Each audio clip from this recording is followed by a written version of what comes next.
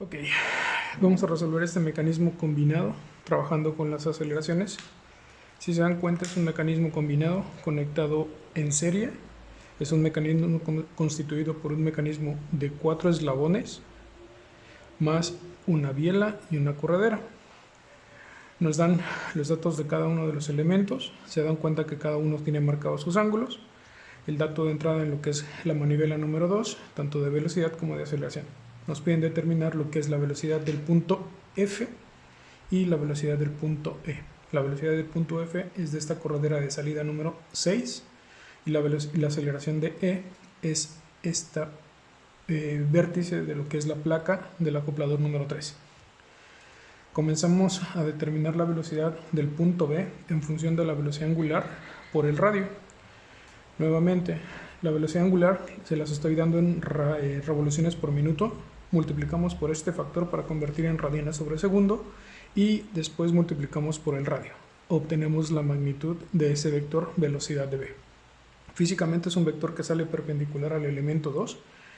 Como la velocidad angular gira en sentido horario, este vector va a salir disparado hacia arriba y a la derecha con una inclinación de 50 grados. Como ustedes ya saben, nuestro elemento número 3, que es esta placa, es un acoplador, por lo tanto y por definición los acopladores desarrollan movimiento plano general. Propongo la ecuación de movimiento plano general, les recuerdo, utilizando los dos puntos, en este caso B y C, que conozco por lo menos a ciencia cierta cómo se mueven. Entonces utilizo esta ecuación, donde la velocidad de C pertenece al elemento número 4, que va a rotar o va a oscilar. Genera un vector perpendicular al elemento número 4, que se va a llamar velocidad de C, que va a pasar con una inclinación de 18 grados. Después, como yo planteo la ecuación, es cómo se mueve el punto B, suponiendo que el punto C está fijo. Si se dan cuenta, es una parte de la placa número 3. Como estoy suponiendo este punto C como fijo, por lo tanto el punto B va a rotar alrededor de este punto. Genero vector perpendicular al segmento BC, que se va a llamar por obvias razones B vista desde C, con una inclinación de 72 grados. Posteriormente voy a graficar esa ecuación que les acabo de comentar. Comienzo trazando mi vector velocidad de B a 50 grados. La siguiente velocidad que conozco es el vector velocidad de C, que pasa a 18 grados. No conozco su magnitud, nada más la interpreto. Puede nuevamente salir hacia abajo, puede ir hacia arriba. La regla me establece que en la punta de mi resultante, si recuerdan yo planteé que B es mi resultante, va a la punta de mi último término. Trazo un horizontal de referencia en la punta de mi vector velocidad de B, mido los 72 grados que tiene ese vector relativo y proyecto. Voy a proyectar hasta cortar mi vector velocidad de C. Y así formo primero el primer triángulo de velocidades, que sería la gráfica de esta ecuación que definimos como de mi acoplador. Si se dan cuenta, el punto E forma parte de lo que es el acoplador número 3. Aquí viene lo que les comentaba. Si nosotros nos paramos sobre el punto B viendo al punto C de frente, el punto E sale de nuestro lado derecho. En nuestra imagen va a pasar exactamente lo mismo. Aquí voy a rotar mi hoja. Vean. Nos paramos sobre el punto B viendo al punto C. El punto E debe salir del lado derecho. ¿Cómo me puedo dar cuenta que está bien trazado lo que estoy haciendo? Si se dan cuenta, aquí está la comparativa. Aquí la tenemos. Perdón. Es de esta forma, perdón.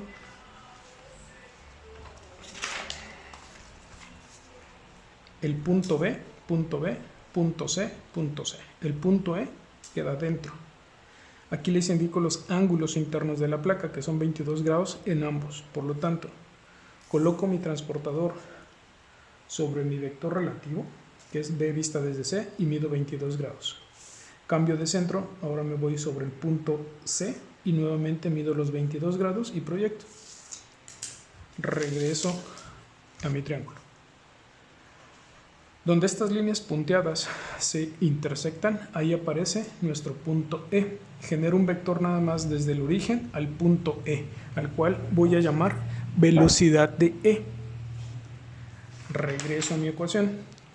Como dentro de mi mecanismo mi elemento número 5 es una biela o también conocido como un acoplador, por lo tanto debo de replantear mi ecuación de movimiento plano general sobre mi elemento 5. Aquí la tienen. La velocidad de E es igual a la de F más la relativa de E vista desde F, donde la velocidad de F, por tratarse de una corredera, en este caso, y la corredera está horizontal, va a deslizar a 0 grados. Puede ir a la derecha o puede ir a la izquierda. Como yo propongo la ecuación, es cómo se mueve el punto E, suponiendo que F está fijo.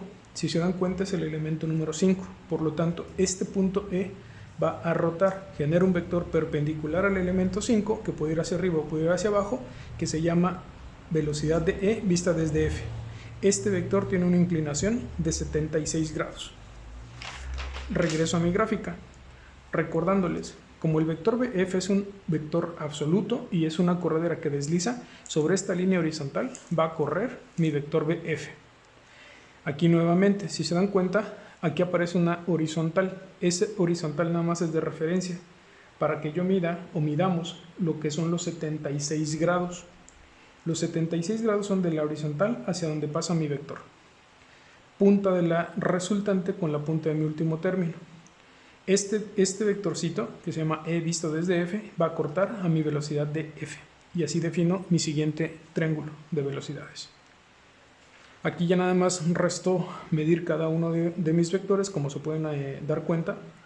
Mido todo aquí en la imagen, que es lo del lado derecho, y nada más con la relación de la velocidad de B y haciendo la regla de 3, que ya les había explicado, obtengo las velocidades reales de cada uno de mis vectores que me interesan. Prosigo a lo que son el cálculo de aceleraciones.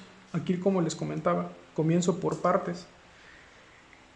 Comienzo con lo que es el punto B, nuevamente de la manivela. Como esta manivela rota, tiene componente normal y tiene componente tangencial. La componente normal la estoy determinando en función de la velocidad angular al cuadrado por el radio. Obtengo su magnitud.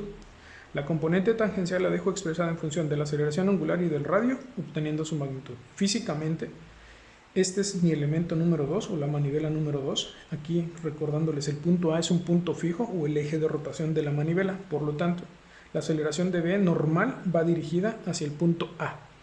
Perpendicular a este vector normal viene su aceleración tangencial. Nuevamente, y les recuerdo, la aceleración tangencial sale disparada hacia donde va la aceleración angular. En este caso en sentido horario, por lo tanto, mi término B tangencial va hacia arriba y hacia la derecha.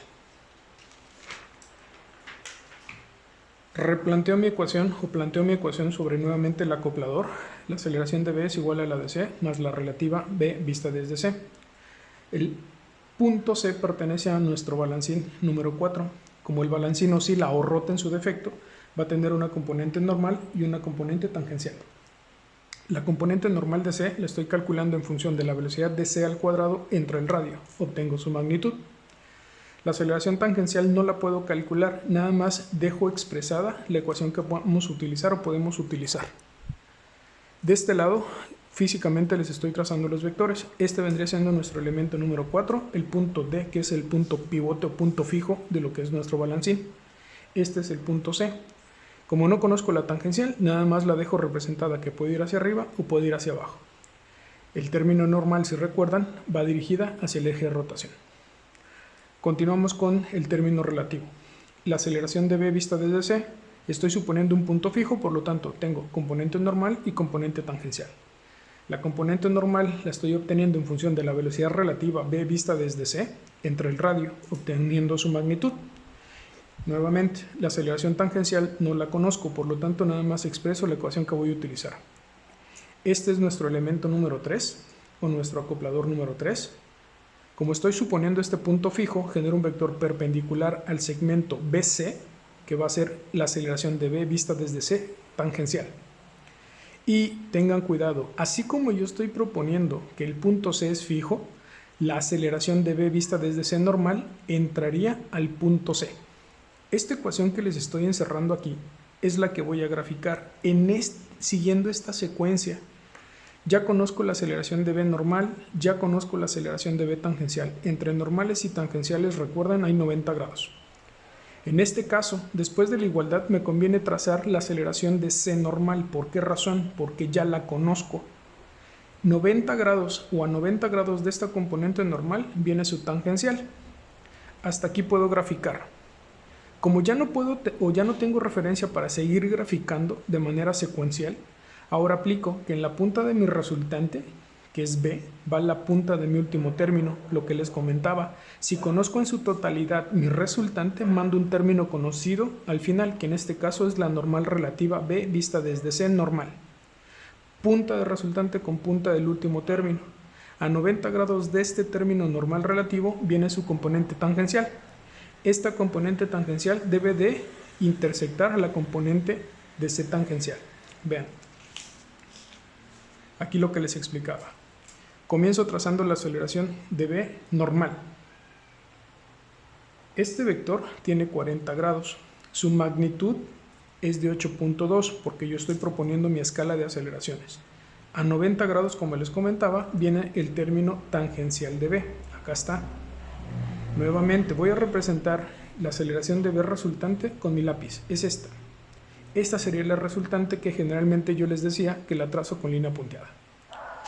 A continuación voy a representar nuevamente la aceleración de C normal. Esta aceleración de C normal tiene un ángulo de 72 grados, colineal al elemento número 4. Su magnitud en mi caso mide 6.8. Nuevamente a 90 grados represento la aceleración de C tangencial. Como no sé hacia dónde va, puedo representarla hacia arriba o hacia abajo. Ahora aplico la regla, que en la punta de mi resultante va la punta de mi último término. Mi resultante está aquí, la aceleración de B. Lo que les comentaba, la aceleración relativa B vista desde C normal, aquí está el dibujo que les había hecho. Vean cómo la tengo graficada aquí. Tiene un ángulo de 18 grados. Trazo una horizontal de referencia y mido estos 18 grados, punta con punta. Esta magnitud la conozco, en mi caso mide 4.6 centímetros. Es esta magnitud. A 90 grados nuevamente viene el término tangencial. ¿Hasta dónde? Hasta que se intersecten la aceleración de C tangencial con la tangencial relativa.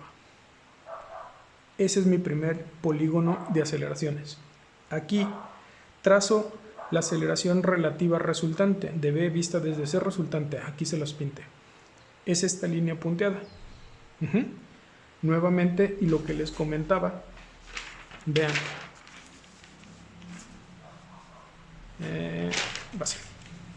Creo que ahí se logra ver. Tenemos el punto B, punto C, y el punto E debe salir del lado izquierdo. Si yo estoy parado en C viendo al punto B de frente, del lado izquierdo. Si me paro en C viendo al punto B, sale del lado izquierdo. Estos ángulos hacia las líneas punteadas son los mismos 22 grados que yo marqué en el cálculo de velocidades. Donde se cortan estas líneas está mi aceleración de E. Lo único que estoy haciendo es generar un vector desde el origen al punto E, que se llama aceleración de E. Recomendación: no las descompongan. ¿Por qué razón? Porque no nos están solicitando algún término, ya sea normal o tangencial, de este vector. Por lo tanto, aquí ya nada más me adelanté y medí este vector aceleración de E desde el origen al punto. Mide 9.3 centímetros, multiplico por la escala y esta es la aceleración de E real. ¿Qué es lo que ocurre? En este caso, regreso nuevamente a mi elemento número 5, que está definido por el punto E y por el punto F. La aceleración de E es igual a la de F más la relativa de E vista desde F. El punto F, si recuerdan, pertenece a una corredera. Nuevamente, no la descompongo. Puede ir a la izquierda, puede ir a la derecha. Un vector a 0 grados. El término relativo. Como estoy haciendo referencia a un movimiento de rotación, voy a tener una componente normal y una componente tangencial. La componente normal es la velocidad relativa de E vista desde F al cuadrado entre radio y obtengo su magnitud. Si se dan cuenta, por cómo se está comportando el mecanismo, esta velocidad es muy pequeñita, o esta aceleración es muy pequeñita en magnitud. La aceleración de E vista desde F tangencial no la puedo determinar, por lo tanto nada más la dejo expresada. Aquí nuevamente les estoy representando a nuestro eslabón número 5, suponiendo que el punto F está fijo, el punto E va a tratar de rotar. Genero vector perpendicular a nuestro elemento 5, que es mi vector aceleración de E vista desde F tangencial, que puede ir hacia arriba o puede ir hacia abajo. Colineal al elemento 5 viene el término normal. Tengan cuidado, esto es bien importante. Como ustedes plantean su ecuación, es la dirección que va a llevar este vector normal. En mi caso estoy suponiendo al punto F como fijo, por eso el vector viene hacia abajo. Si pintaran o propusieran la ecuación al revés, donde E estuviese fijo, entonces este vector tendría que ir hacia arriba. Por eso les pido que tengan mucho cuidado. Lo único que estoy haciendo aquí es reacomodar mi ecuación. Esto es importante, ¿para qué razón? ¿O por qué razón? Para que ustedes lleven una secuencia de cómo vamos a graficar. Si se dan cuenta, la aceleración de E ya la tengo graficada aquí. Por lo tanto, aquí es donde me interesa. Aquí la voy a dejar. La aceleración de F ya conozco cómo se mueve. Entonces, en este caso ya no puedo seguir graficando de manera secuencial. ¿Por qué razón? Porque no conozco este término tangencial. Repito, si ya conozco la resultante, mando un término conocido al final. ¿Cuál término conozco al final? Pues el vector relativo a aceleración de E vista desde F normal. A 90 grados de este término normal relativo viene su tangencial. Este término tangencial debe de cortar con la aceleración de F. Aquí lo que les comentaba, como esta magnitud de esta aceleración es extremadamente pequeña, no me ayuda esta escala. Lo único que hice es replantear mi dibujo, modificando mi aceleración para que ustedes pudiesen apreciar. Trazo nuevamente mi horizontal de referencia, reproduzco mi vector aceleración de E. Su aceleración, como ya habíamos determinado en este cálculo, esta es la magnitud que lleva real mi aceleración del punto E. Lo único que estoy haciendo aquí es modificar el tamaño de mi vector, como se dan cuenta. Ahora mi vector mide 24.8 centímetros. Es este vector que medí su ángulo y es de 29 grados en el polígono anterior. A continuación, lo único que estoy haciendo, y como aquí les voy a poner la ecuación que voy a graficar, o la secuencia que estoy siguiendo, aquí está. Ya tengo la aceleración de E. La aceleración de F es el vector que les comentaba. Pasaba horizontal, lo pasa horizontal, va a 0 grados. No conozco su magnitud, por lo tanto ya grafiqué hasta aquí. Ahora, en la punta de mi resultante, que es el punto de aceleración de E, aquí espero que se logre ver, es este vectorcito de color rojo.